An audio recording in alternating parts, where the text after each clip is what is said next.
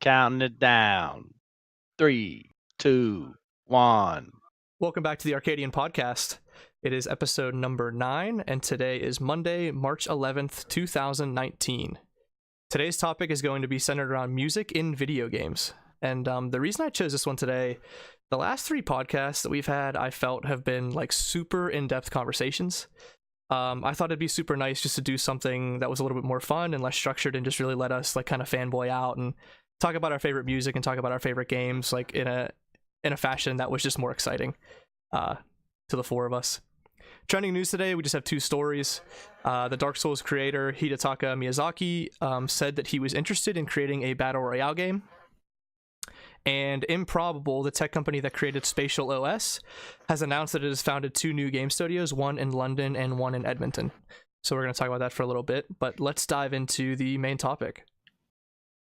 So I want to start this conversation by just saying, you know, as we grow older, it becomes more and more difficult to remember some moments from our favorite video games. You know, you can't quite remember what was said during a cutscene or even exactly how the campaign played out. But what you do carry forward with you is how the game made you feel, and nothing brings back that feeling quite like a game soundtrack. So I really just want to open up the floor to everybody here and just, you know, start talking about some of your favorite games or maybe some soundtracks that you still listen to today and, you know, what memories they do bring up and, you know, why they're so special to you today. Yeah. You know, one of my fondest memories, video gaming, you know, actually, maybe we'll just like kind of frame this as like a little story. I'm going to take you guys like way back to when the Sega Genesis really reigned. Oh, that is back. King. Okay, I'm ready. Yeah, I'm ready. So it's kind of like a I don't know, kind of a knockoff. It really wasn't an original soundtrack. Let me put on my Heelys and follow you back. Yeah.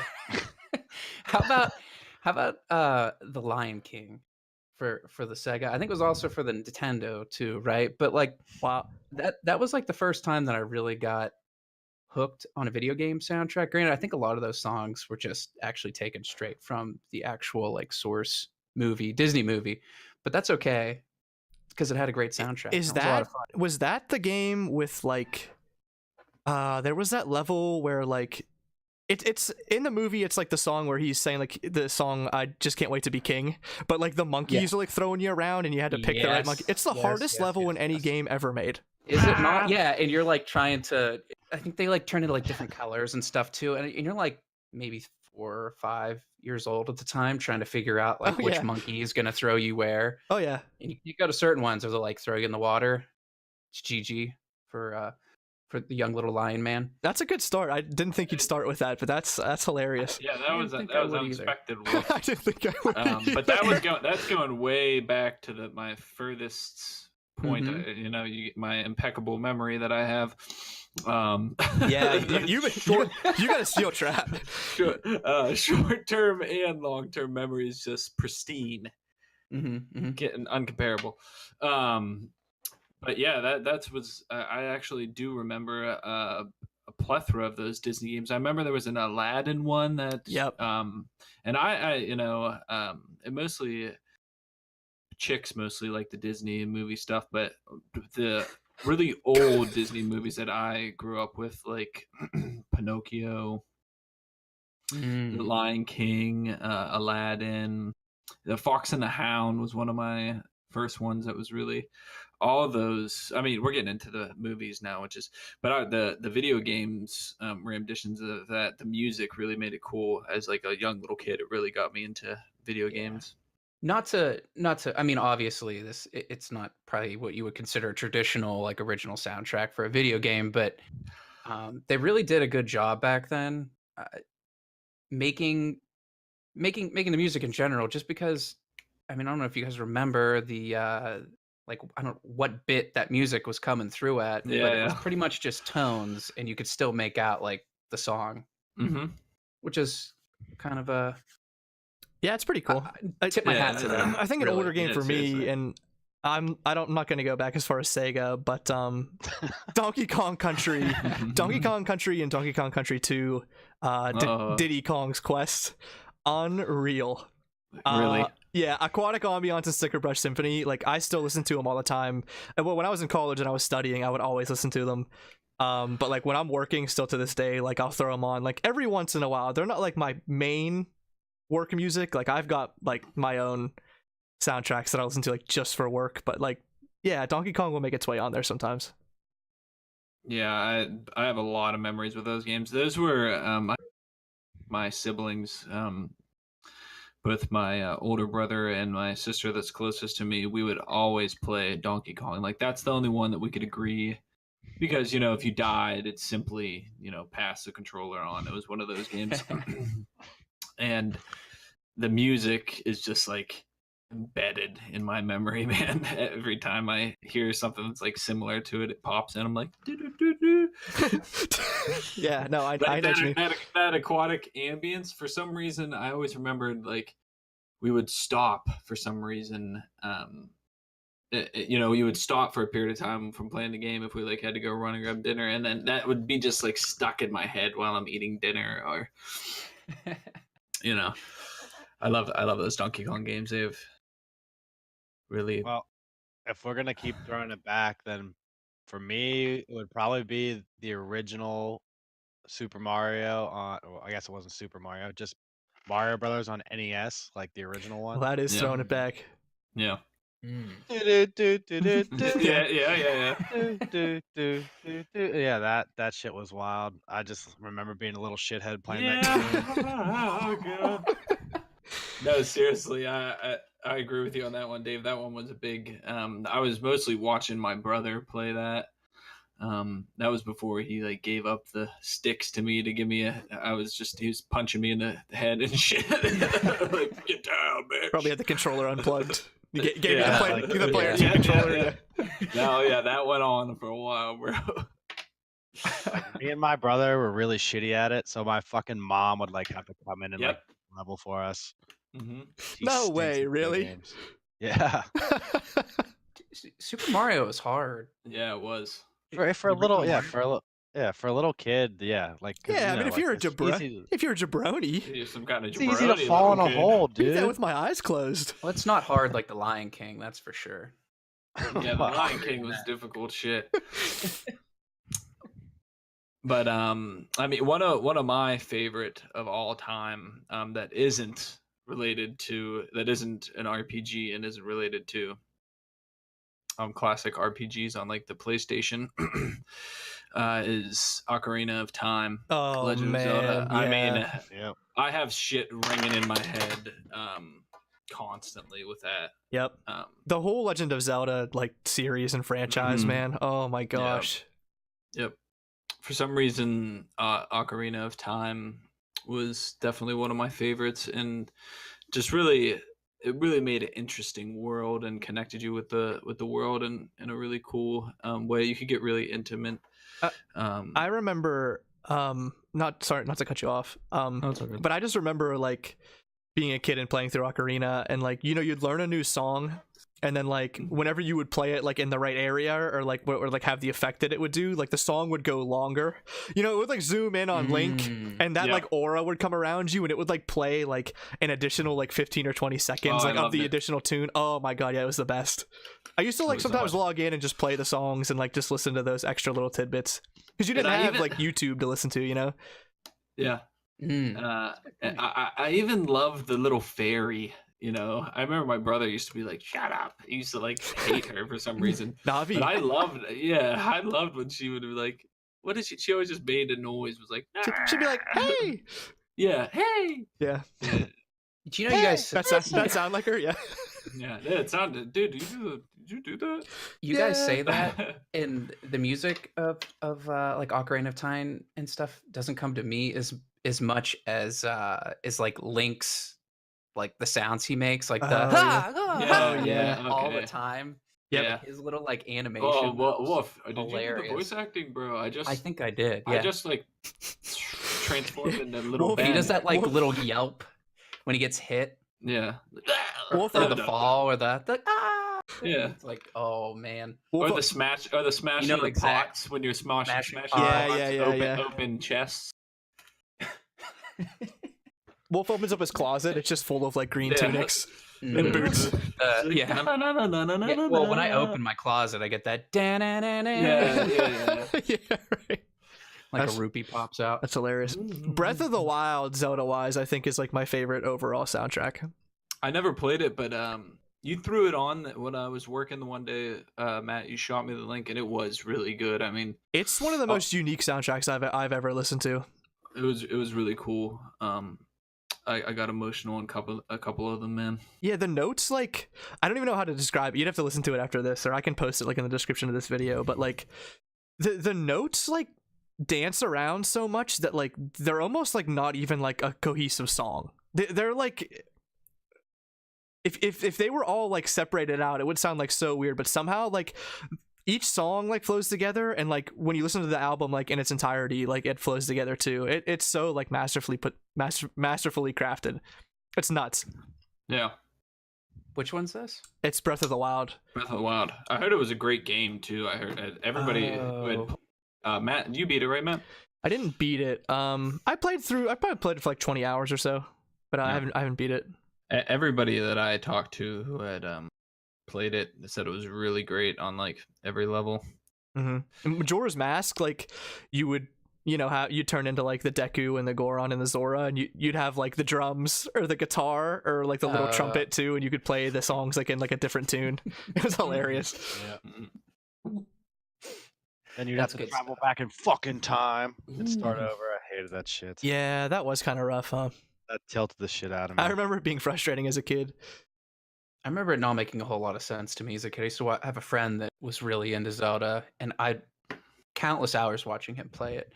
But I don't think he ever like took the time to explain what the hell was going on, and I felt like you just kept doing the exact same thing because it was the same day, right? Just over and over again. 3 days. 3 days. 3 days. 3 days. And it really got to me. I think that's probably why I never went off on my own and tried to sink any amount of time into those games. It was rough when like you really screwed up and you had to restart. Like if you got to like the end of the third day and you like couldn't quite beat the temple or something, you had to do it all over again. Like the steps of like getting to it, and it was a lot to be like 8 years old and do that. It was hard. Yeah, difficult. Hard to wrap your brain around that at that age. Yeah. Another 64, Super Mario 64. All good shit from that. I have a lot of in my Do we all have 64? No. Oh, you didn't, Adam, but us three did. Wolfenstein, come on. No. It's the odd. I had a PlayStation. Did you have a Dreamcast? Yeah, I really fucked up and got the Dreamcast. Yeah. I love those games on the Dreamcast. And if you want a great soundtrack game on the Dreamcast, no, we don't. Dust that Jet Set Radio.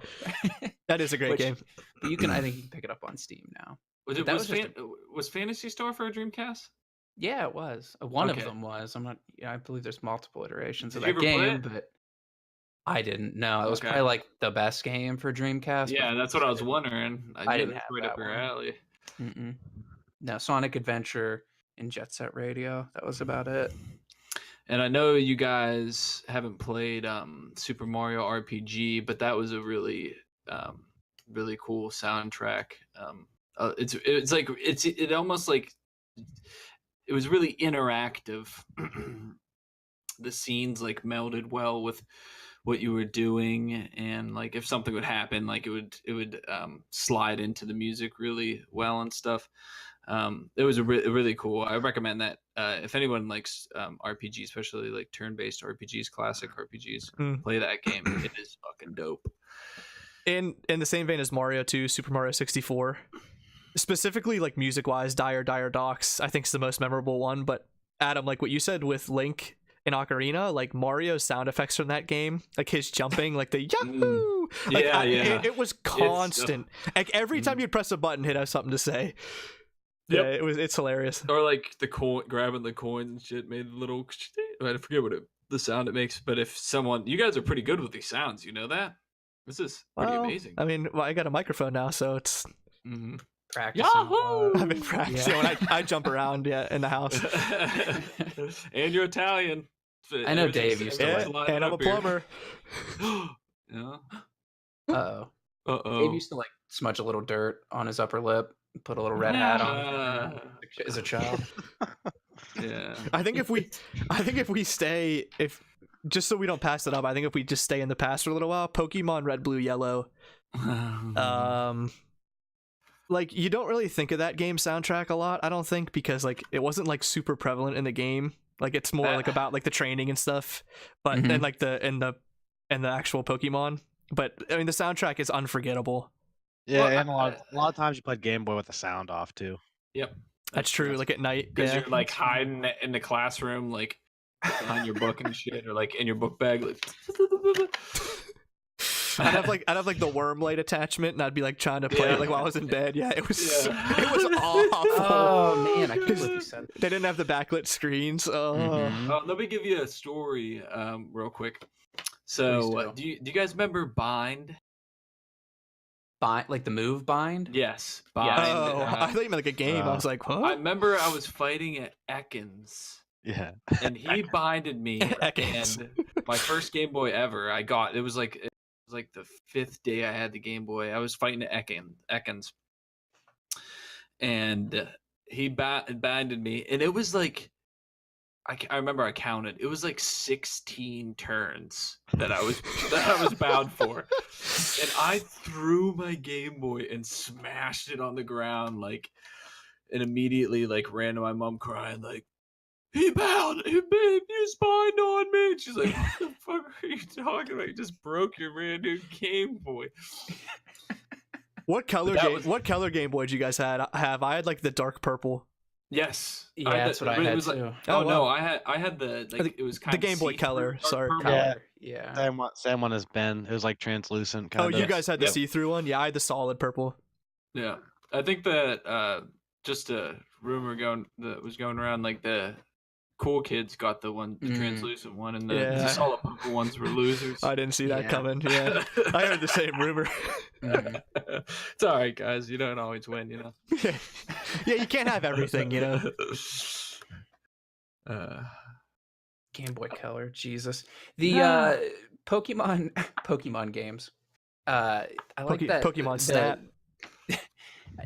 Fuck that game. That was a terrible. That used to really. No, right, if we want to get into something, I had a lot of fun with that game. No, did you talk about what you were going to talk about first, and then I'll get into Pokemon Snap. Okay, all right, we'll get into Pokemon Snap later. But the what is it? The Pokemon Tower, is it in Red and Blue?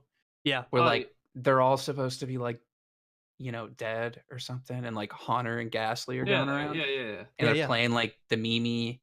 Yep. Creepy music. Need the self scope. Yeah. Yeah, that might be the best. That is like the pinnacle of Game Boy music. Yeah, they made a rendition of that and like made it a popular song. I'm pretty sure. Really? Well, I know as a child, popular on like YouTube. Like some content creator made it. It was all over the internet. I know for a fact. Like I'd get all fidgety and shit when I was playing in that area. I would not finish it. I'd leave. I'd be on the first floor for like a minute. The music would start like really kicking in. I'd be like, nope, out.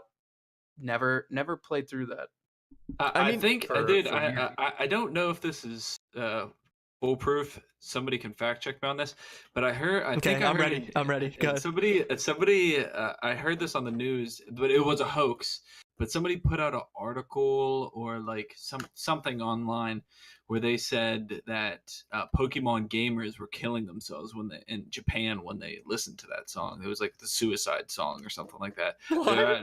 Dude, fact check me on it. I'm pretty sure. I don't even want to look it up. That's crazy.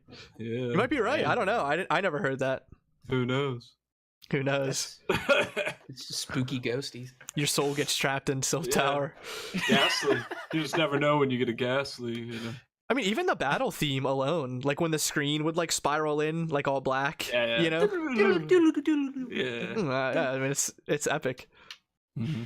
The Pokemon or the Pokeball sound when you're like, capture them. It's like, yep, A B. Yeah.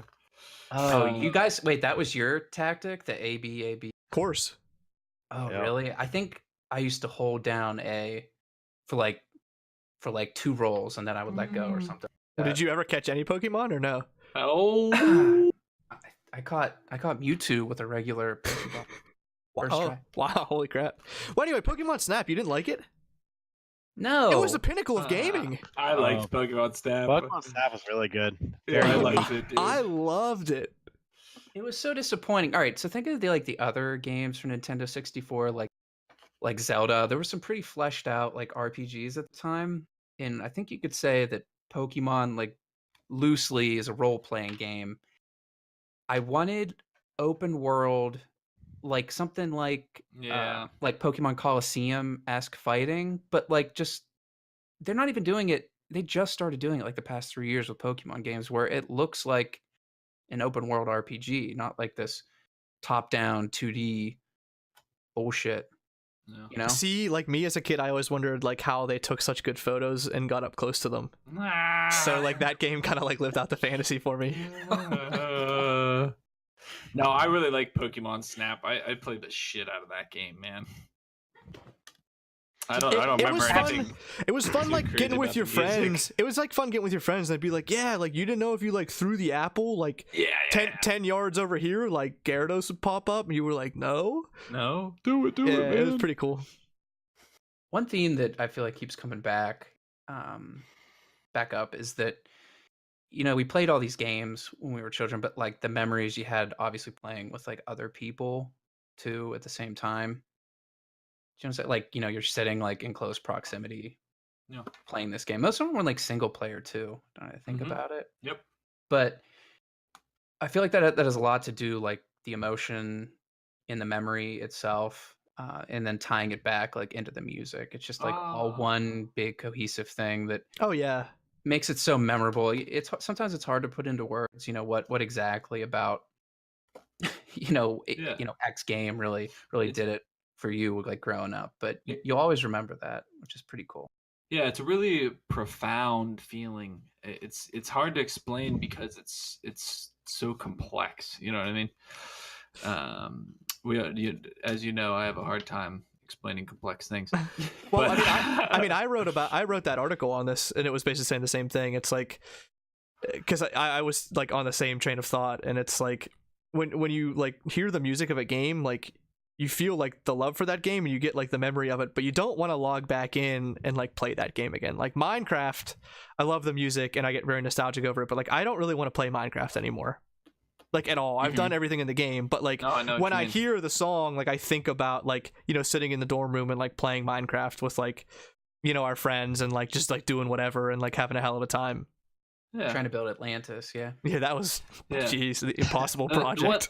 the one thing I'll say about that, Matt, is like it's kind of like when you've done something in your life and everyone's like, "Oh, you know, and it was really fun, or like it was really important part of your life," and people will be like, "Oh, don't you wish you could go back to that?" And you're like, "No, I'm just like grateful that I experienced it, you know, and Exactly. have it in my memory bank." That's the way that that's I always exactly feel. right. Yeah.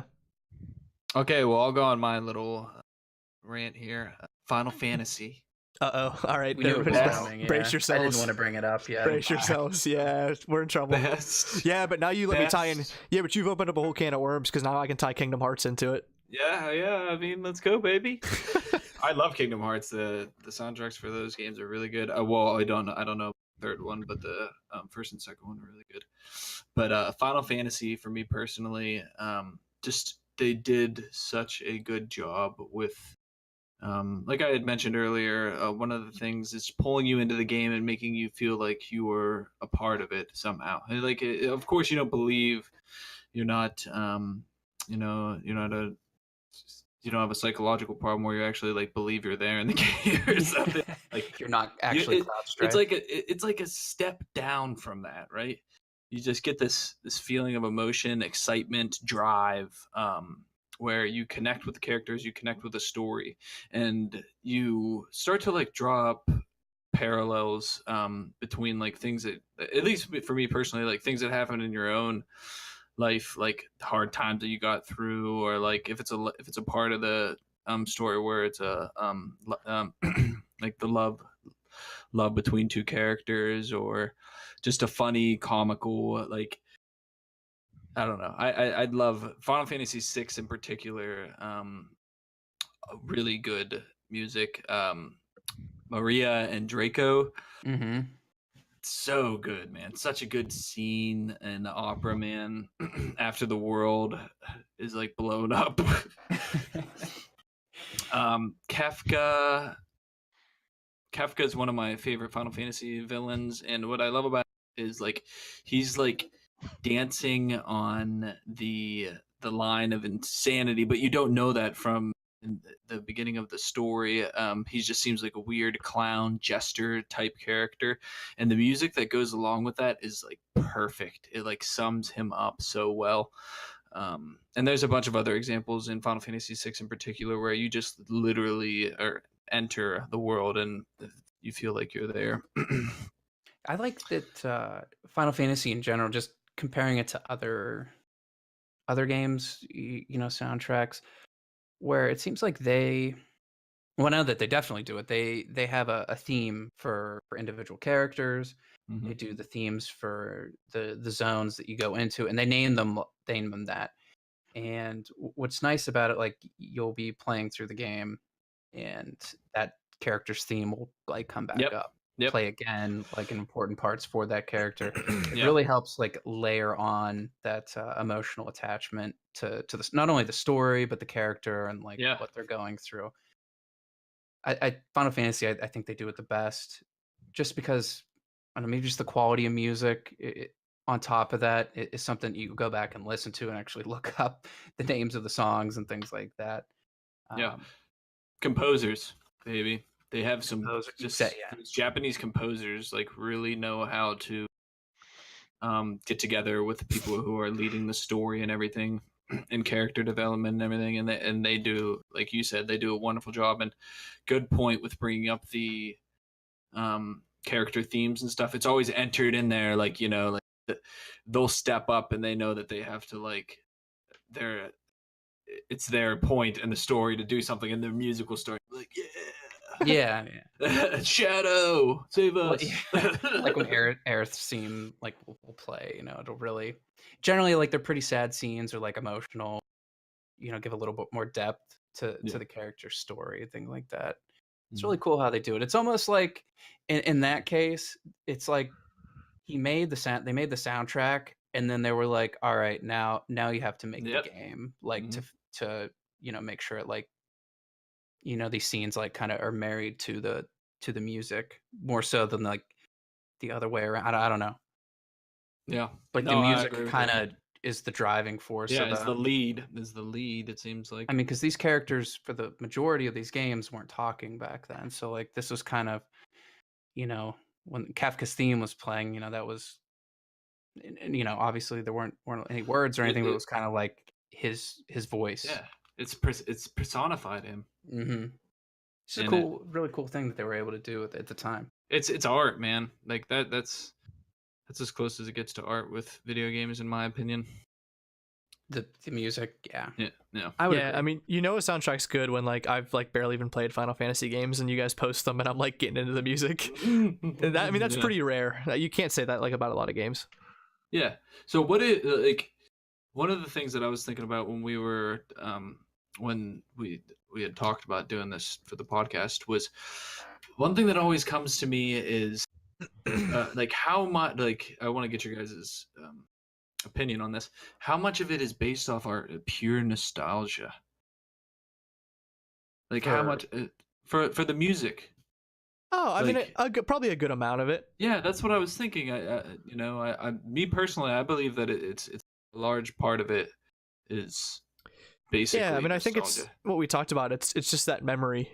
I mean, it is the music. It's really good, but like it's the memory that it ties it back to. Right. It's got to be the driving force. Mm-hmm. So if we would play, even for a really open-minded person, if you would play them a song that you like, you really feel that you really like, they probably wouldn't like it. They'd be like, eh. I mean, they could like it, but like, you know, you have the personal experience to tie it back to, and you also have the in-game experience to tie it back to. So you have like two different things that like you can relate the music to that are both like sentimental, whereas like they'll have none. Right. So yeah, it's never going to be as powerful. Yep. Yeah.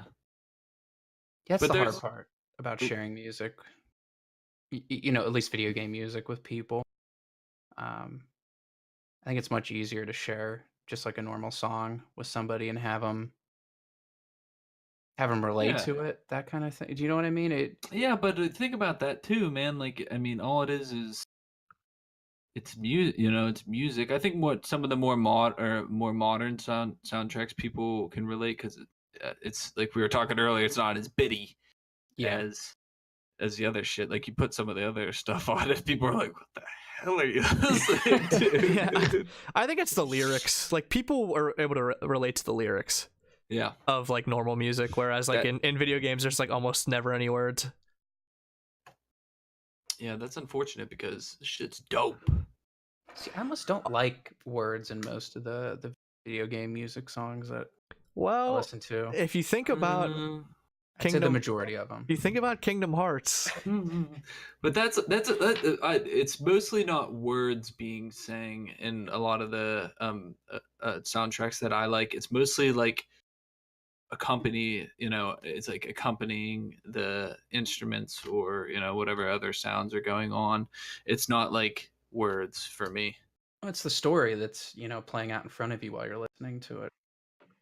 Mm-hmm. like a few games that did have like words, like Bastion had those two songs, Build That Wall and Mother I'm Here, and then they combined it. Great. They combined like it like those. into that final song, like at the end. It's called Setting Sail Coming Home. That was a great soundtrack. And then Fallout 3, like with the old school radio and Three Dog like as the DJ. Oh yeah. Oh man, that was just the best. Dude, I don't listen to that much anymore. Like that's kind of like died off for me at this point. But like as far as like when you're in the game experiencing it for yourself, it was awesome. Yeah, dude, I love those old tunes they play on Fallout, dude. It's oh, and the other game, BioShock. Oh yeah, BioShock's music. I always love that, man. I like the old like what would that be? 40s, maybe early 50s type of music and sound. I really like that. Yeah, it really gave. Yeah, I don't know what era exactly. Game like Fallout, a lot of. I don't know what I want to say. Like a lot of character. There we go. That's the word. Well, it's just here we go again. Tied you into the world. It's believable, that type of music was playing at that time because that's the time when the world, the time was the world was set in that time, Mm-hmm. Oh, Matt, you did say DJ, which Oh, really, no. really brings me back to Cranky Kong. Yeah. DJ and the DK rap on Donkey Kong 64. I knew you'd sneak it in here somehow. Probably the most iconic video game song in the history. I mean, it is just because like it's funny that like we still remember the lyrics to that song when I haven't heard that song in like 15 years. Right, I could sing every word to it. Yeah, that's shit's really good. I like was that like an intro to the game, or did that was it? No, Yeah, like if you. It was. See, I'm pretty sure it was whenever you started the game up. Like if you didn't like skip right in, you like hit. You know how like you have to hit start to jump into the game. If you didn't hit start, like that would play. Oh yeah, that's awesome. Yep. I think you're right. The first time you heard it, you're like, damn, that is a funky beat. That shit. Yep. It is sick, man. Really, really ahead of its time, Really. Yeah. It paved the way for rappers, I think. Yeah. I think like Tupac said he was inspired by that. I'm pretty sure. There was a lot of rappers in video games after too. Huh? 50 Cent said that it had a lot to do with what he did. Mm-hmm. Yeah. In the Club was actually directly inspired by Donkey Kong.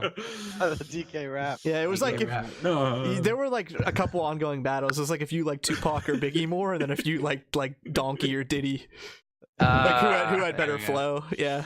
Yeah, but you heard Diddy got shot down. Yeah, Diddy got with the coconut gun.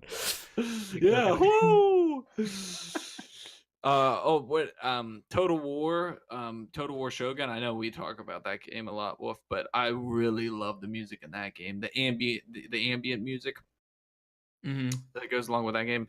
You just feel like you're in feudal Japan.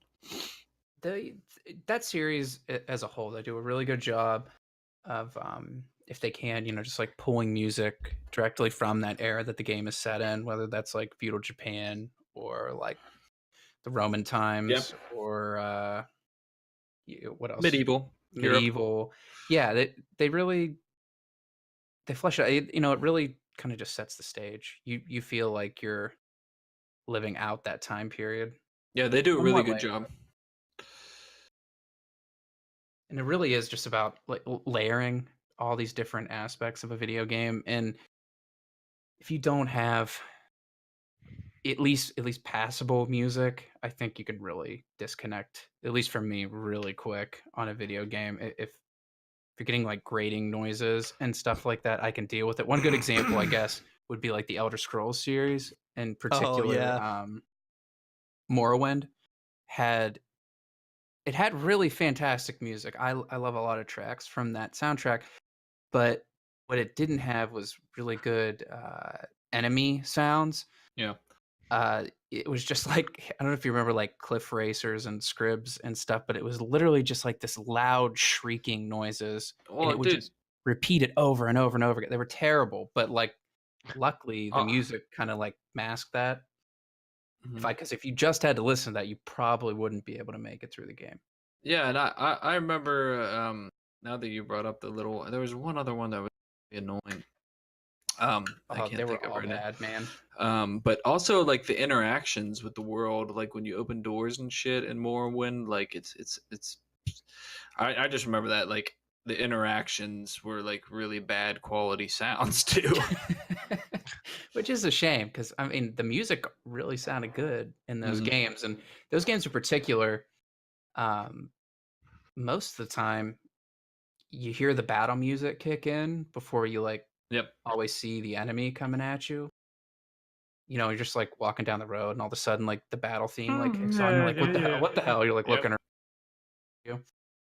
It's kind of like a cool little thing. Skyrim is one of those soundtracks that I like listen to like all the time, almost Skyrim. like on like a weekly or monthly basis. Yeah, it's so good. I mean, Ancient Stones is my ringtone, so I hear that like constantly.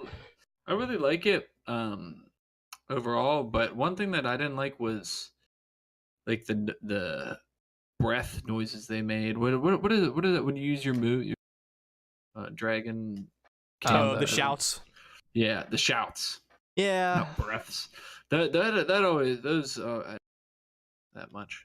I mean, there was that Skyrim Atmospheres track on the soundtrack, and it's like 45 minutes long, and it's like literally like it's some like piano chords and like a little bit of like tiny guitar, but like it's mostly just like wind blowing and like water and stuff like throughout the world. It's like my favorite thing to listen to. Yeah, it's awesome. You sent a link of that to me when I was working, and I almost fell asleep at work. Yeah, like, it's good. It's so calming. Yeah, it like takes you back like into Skyrim. It's awesome. Yeah, and that article is really good, man. That especially when you're talking about the ambience and how it you really do. As I was listening to that whatever that was called that you sent to me, I felt like I was like in Skyrim. Yeah, like the fire crackling and all that, all the stuff. Yeah, it's awesome.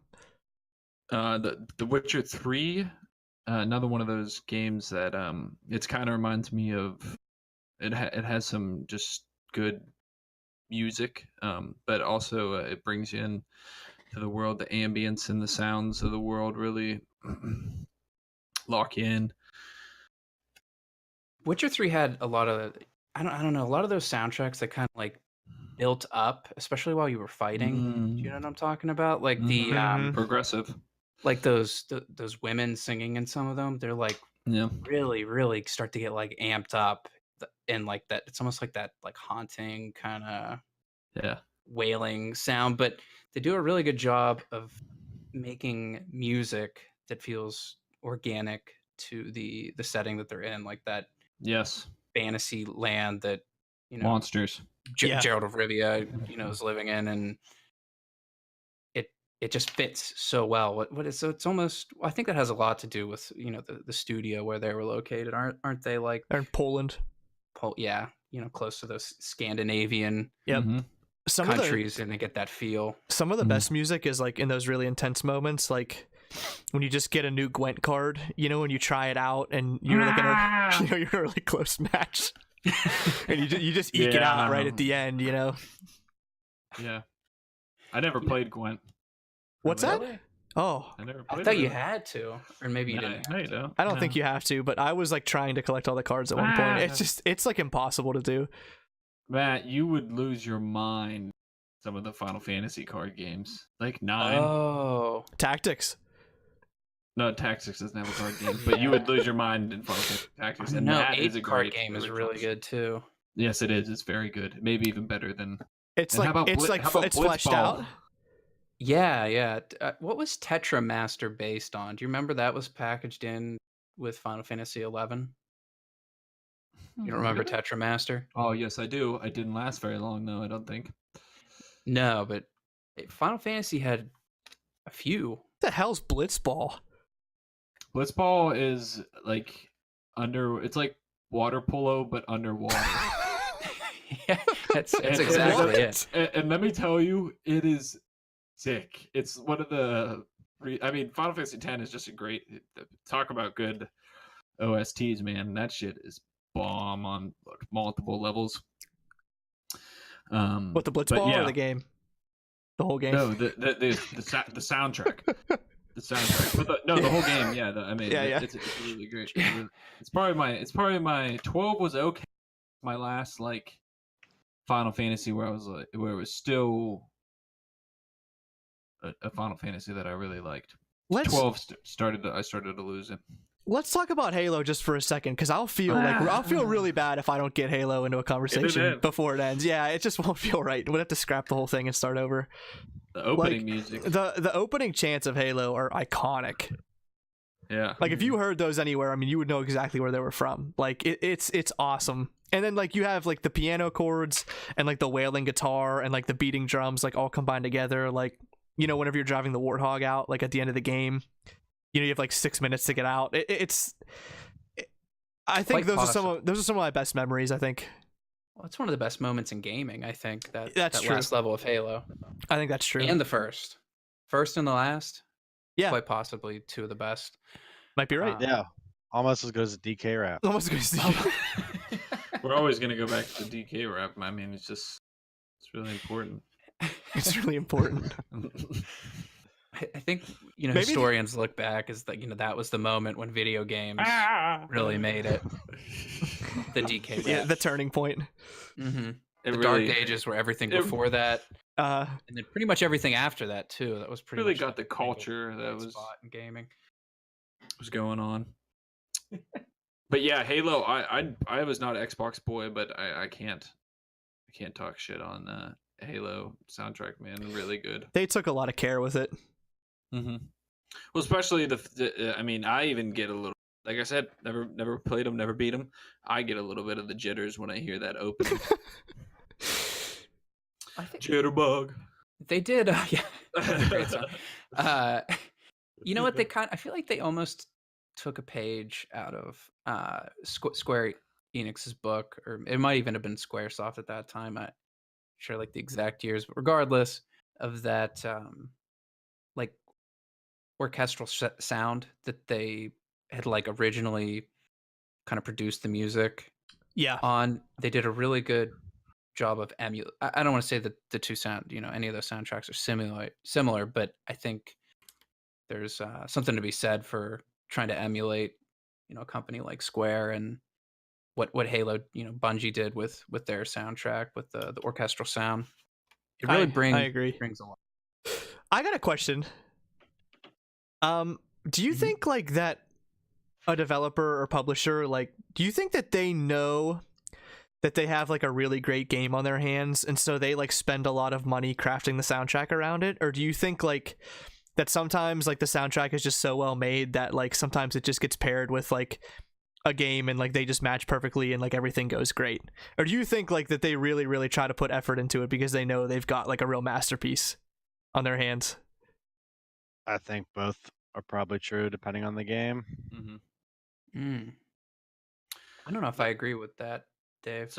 So this is my opinion about so it could go either way, and I'm willing to potentially wrong. I think that in the past, because graphics weren't as stimulating, and they didn't grab your attention as much. They couldn't grab your attention with just the graphics alone.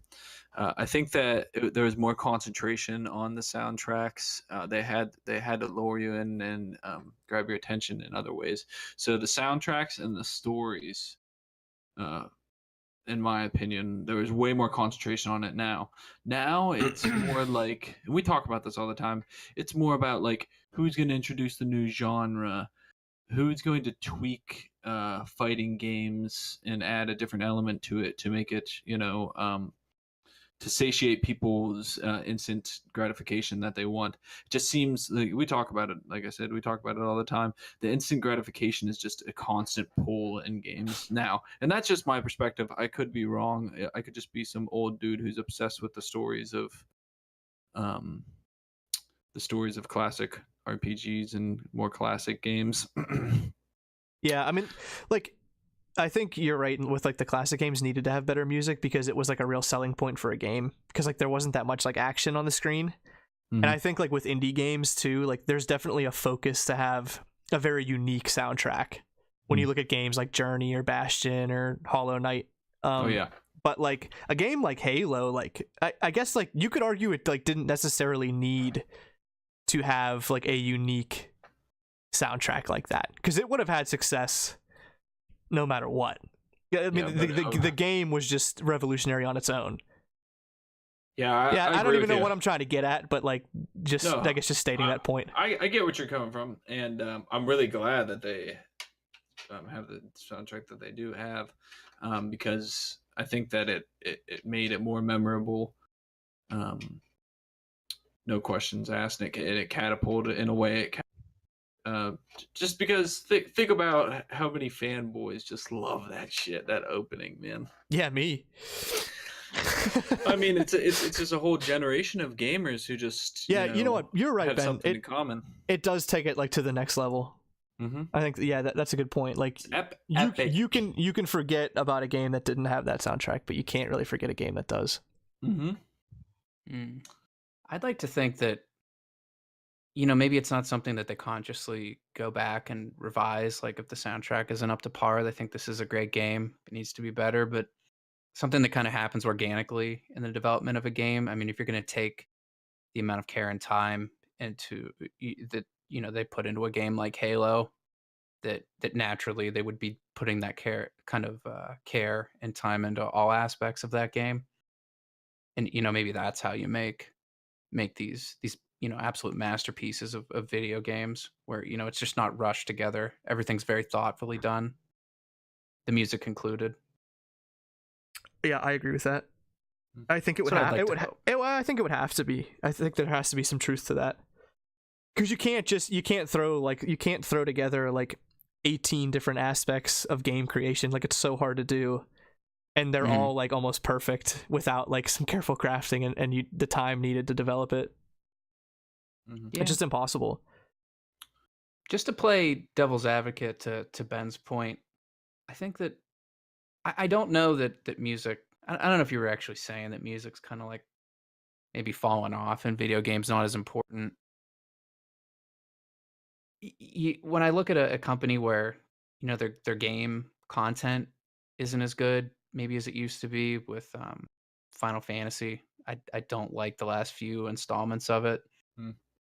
13 and 15, I would say even 14 in particular, but I think we could probably both agree that the soundtracks for those three games in particular are all incredibly strong. Maybe even rivaling some of the old Final Fantasy soundtracks, and they have different composers. I can't speak for 15, but 13, yeah, that had some really really memorable tracks, man. Some really good stuff on there that got me just as emotional as some from 6 or 7 or 8 or 9. You know, which is kind of a weird thing to say when like the actual story, I was not really that attached to at all of that for that particular game. No, not. I mean, I think it went well with the world and everything. Just the character aspect was off for me as well. I think we can both agree on that. For 13, that actually from it started with 10X is when they started to lose me with the characters and story. You mean 10-2? Or 10-2, is that what it was? 10X2, or would they like brought all the girls in and like girl power and? Yeah, that was just the second game of 10. Yeah, yeah. Well, that one was all about music. I think they were like a girl group. Like they were like an idol, you know, straight out of like it was like Japanese culture. Yeah, it was like after they saved the world, they were like touring around. You know? They were literally like singing. That would be the next concerts logical. to kill the bosses. That would be the next logical thing to do. Yeah. Oh, yeah, it was a mess. It was disastrous, and then they just went downhill. I mean, 12 was good. Nothing in comparison to 10 and below. But I guess what we're trying to get there, you know, it's kind of weird to say that you can have that disconnect. You can have a great soundtrack without necessarily a great game. Yeah, good juxtapose there, Wolf. I agree with you, and it kind of does tear apart my theory, but I still stand by it. I think the majority of the time you're right, but it's strange that that can happen. That's all I wanted to point out. Yeah, certainly. Okay. One more thing before we get off this: Chrono Trigger and Chrono Cross. Suikoden. Suikoden. No, it's I call it Suikoden. All the Suikoden series. You know, I cry to this music all the time. So check it out. Anybody listening? Tony Hawk's Pro Skater. Yes, of course. Awesome. Secret of Mana. Secret of Mana. Great soundtrack. Legend of Mana. Legend of Mana, yeah. I Mm-hmm. don't even know if you can find that anymore. I think have I've it. looked into it. You do have it? I have a copy of it. Yeah. Probably sell it for like $1 million. I saw that Suikoden 2 was on sale for $3,000. Wow. Damn. I wonder what Echo the Dolphin's worth then. Priceless. Priceless. If you can get your hands on the original soundtrack of Echo the Dolphin, never work another day. I really want to make a Chappelle Show reference, but I can't because it's not appropriate. Don't do it. We got a bunch of little preteens. Yeah, better be careful. We got a lot of preteens listening in. Oh, jeez. All right. Well, you guys want to jump? You guys want to jump down? Yeah, let's hit the news. Okay. All right. People are probably tired of us talking about. Yeah, I think you're probably right. So first news story. I thought this was kind of crazy. The Dark Souls creator Hidetaka Miyazaki has recently said that he's interested in creating a battle royale game, or at least that's what a lot of articles that I read were saying that he said. Here's what he actually said. I'm going to quote him here. "These games are definitely fun, and we're interested in the patterns they are taking. If we did it, it might be a bit different, but we're definitely interested, and there's definitely that possibility in the future. Would love to take a crack at them someday." So, like, I think that, I mean, he is saying, like, you know, he's not like coming out right and saying like, yeah, like we're like going to be developing a battle royale game like coming up here pretty soon. You know, he's saying like he's kind of like playing around with the idea. I feel like more than anything. Yeah. But like more interesting, I think he also said that he was speaking about developers creating games with genre diversity in mind. And what he was kind of getting at is like some games need to be single player, some multiplayer, some difficult, some easy. You know, there needs to be like choices for the player. And everybody like can't be making the same game, and I think like that needs to be reiterated right now because it seems like everybody's trying to make the same model and the same game. Like if I hear about a battle royale like just one more fucking time, I think my head's gonna fly off my shoulders. I feel like you don't need to replicate or try to replicate something that someone else is having success with, sometimes the best move is just keep improving upon what you're already great at building and like kind of branching off from there.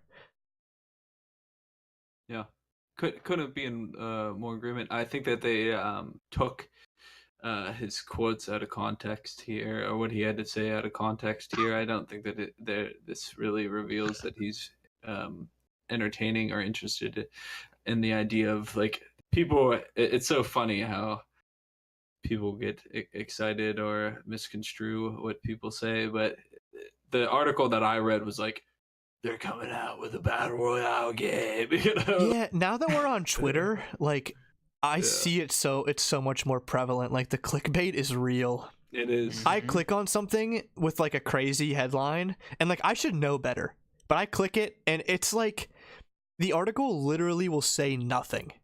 It's like 8 paragraphs of like it could just all be redacted because I'd get the same amount of info from it. I think it's awful. Yeah. Why are they even asking the creator of the Dark Souls series if he's going to make a battle royale game? It's so well, exactly right. What kind of journalism is that? Like, well, we don't know that they asked him this. It might have just been they had to have, right? Yeah, well, I mean, they might have been like, I mean, he said these games are of battle royales or something. When he did say these games are definitely fun. Yeah, I don't know.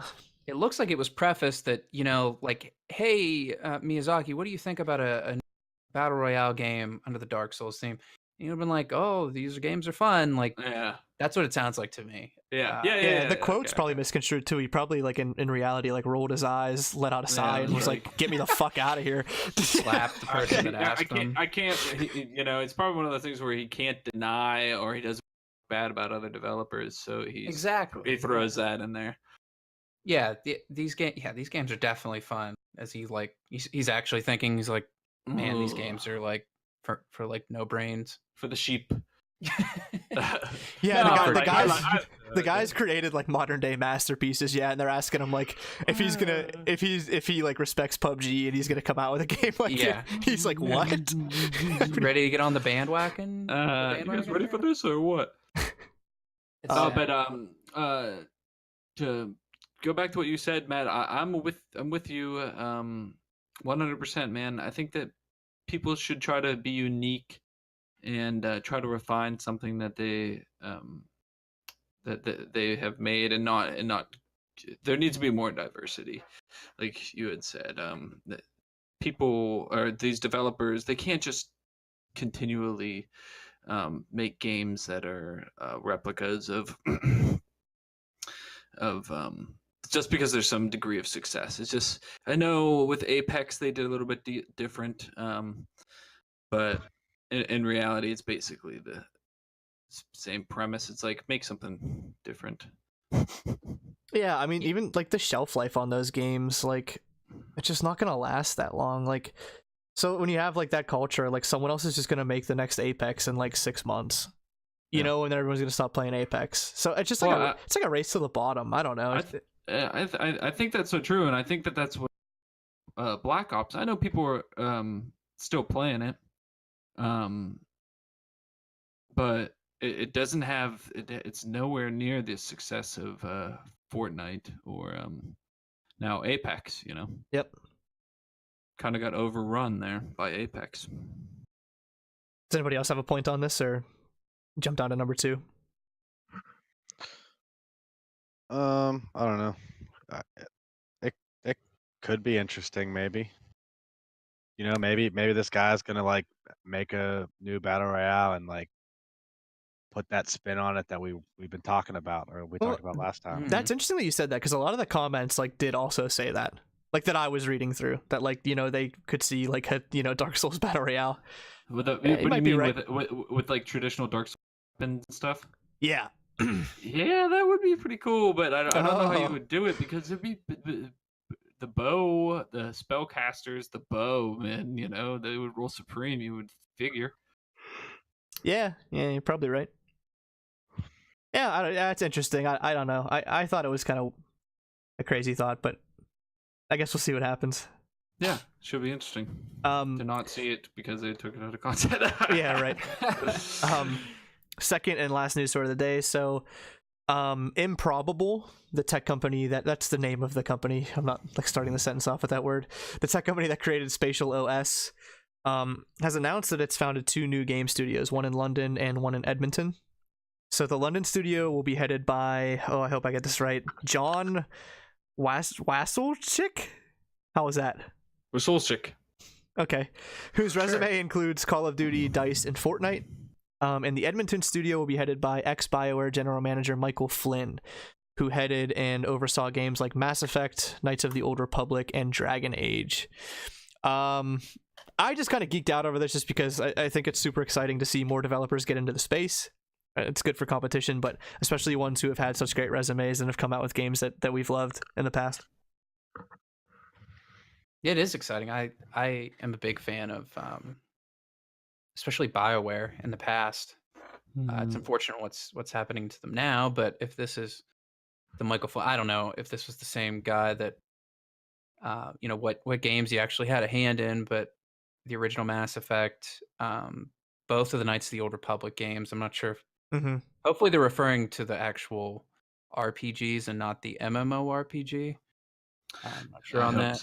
I hope so. And then Dragon Age, at least the first one, Dragon Age Origins. Yeah, great game. Yeah, all great games. I'm hoping he had a hand in those and not, like Mass Effect, Andromeda, and the Knights of the Old Republic. They said he left in 2017, but he was there for like 17 years. Okay. So he's probably had a wide variety. Yeah.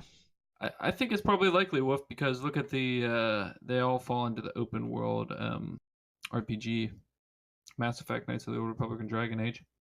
Yeah, I'm just hoping he's not the guy that's like responsible for, like kind of. Oh, for the transition, you mean? Yeah, I know. Transition into garbage. Into the dark ages of BioWare. Yeah, yeah. The Dark Dragon Age, They just never went back to Knights of the Old Republic after that. Well, that MMO's still going on, but those original 2 RPGs are fantastic, and I think everybody knows what went down with Mass Effect. I don't know how something so promising just really kind of those dark ages. We were eating stale bread and raw potatoes. Yeah, right. Starving.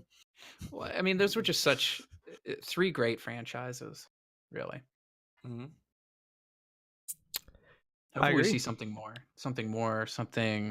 I don't want another Dragon Age, really. I don't think I want another Mass Effect, but I would really like another Knights of the Old Republic RPG. Yeah, craving that'd be cool. A good Star Wars game.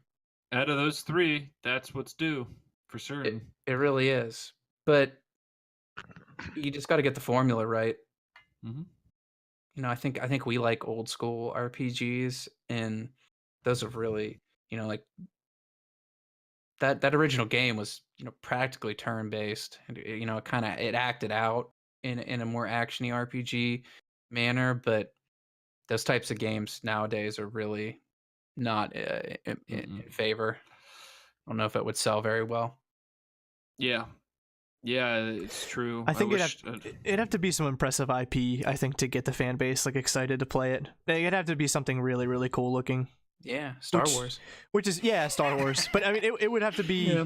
They'd have to grab them with really good graphics, or like Matt's saying, something's got to grab them. The characters and the theme would have to be like something, I think, like extraordinary.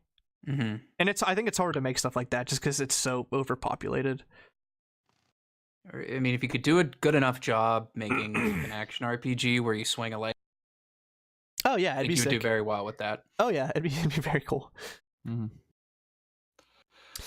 But all right, cool. So that's a wrap. Thanks for listening, and please like and subscribe if you like the video. It really helps us out, and just lets us know that you like the content. And hopefully you'll join us next week.